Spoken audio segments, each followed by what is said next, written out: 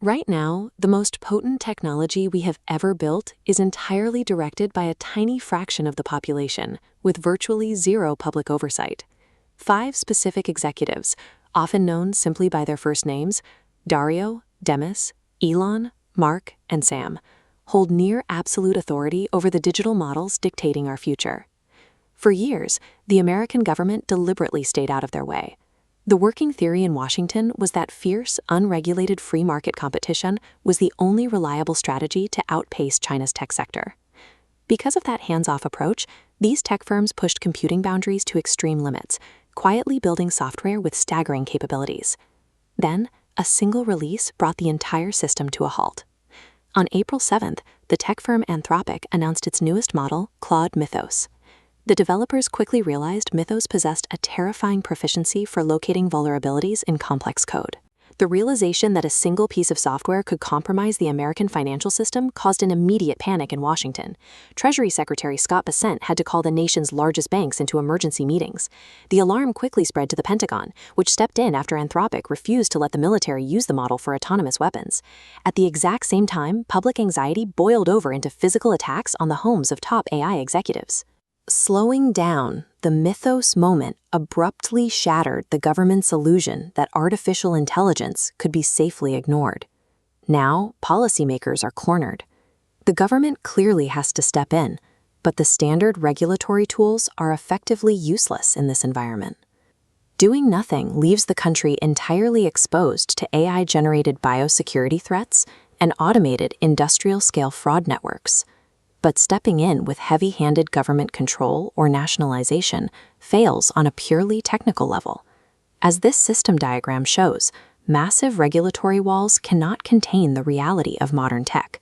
Top-tier software engineers move freely between companies, and raw computing power is bought and sold globally. Stifling American progress creates a massive geopolitical vulnerability. If the U.S. locks down its domestic firms, it guarantees that open-source models and international competitors like China will take the lead. Washington is trapped between two awful choices, risking domestic chaos on one side and sacrificing global technological dominance on the other. To escape this trap, the leading model builders, companies like OpenAI and Anthropic, are pioneering a highly restricted compromise known as the Trusted User or VIP strategy. Instead of releasing their smartest software to everyone, they lock the top-tier AI behind an industry-led certification wall. As illustrated in this access structure, the general public is kept at the bottom, entirely cut off from the most advanced capabilities. For the tech giants, this is a highly lucrative setup. By opening the gates strictly for a handful of premium corporate clients, they can charge exorbitant prices while tightly controlling the immense amount of computing power these models drain. For the government, this quiet arrangement temporarily mitigates the national security threat. A tightly sealed domestic perimeter makes it much harder for China to access, copy, and reverse engineer the core technology. This blueprint temporarily solves the security panic, but it does so at a massive, hidden cost to the American economy. The VIP strategy inherently fractures the American economy into a brutal, two-tiered system.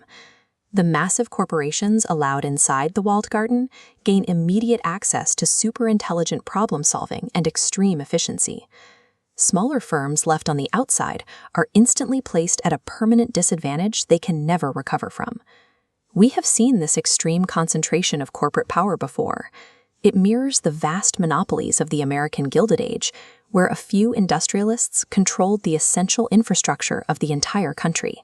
Giving a handful of tech executives this level of control over the economy guarantees massive lobbying efforts. It creates a system primed to test the absolute limits of government integrity in the pursuit of trillion-dollar profits.